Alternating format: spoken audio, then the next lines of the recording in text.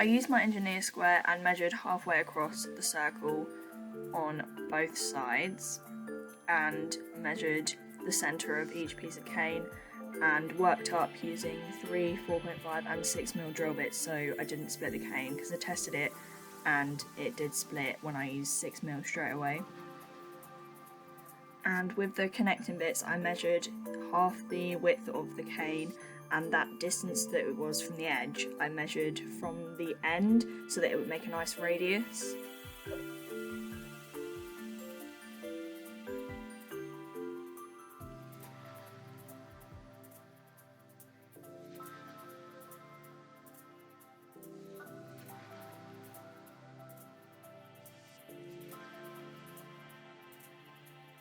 With the first ring and connecting bit, I noticed that it was quite straight and it didn't really follow the curve of the head of the elephant, so I had to soak them to take apart the glue and then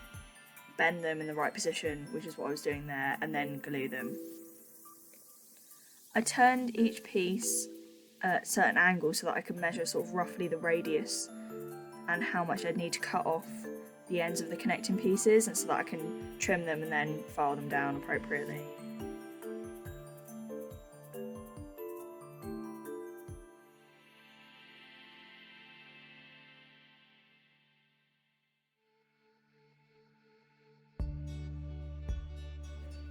Some of the connecting pieces where they were folded over on the rings,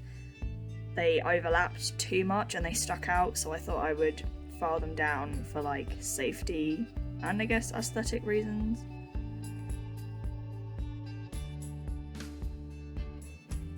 I tested out weaving the cane for the jaw because the curve of the jaw was less gradual than that of the actual head, so I needed to work out whether to come from the top or underneath.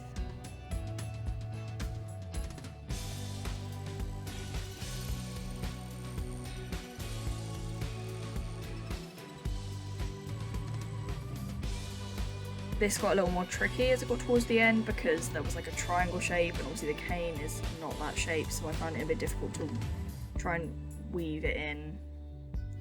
Some of the bits of cane that had been weaved into the head I decided were too short and I thought that they could be a bit longer, so luckily I had some extra cane which I weaved through. I assembled the trunk with some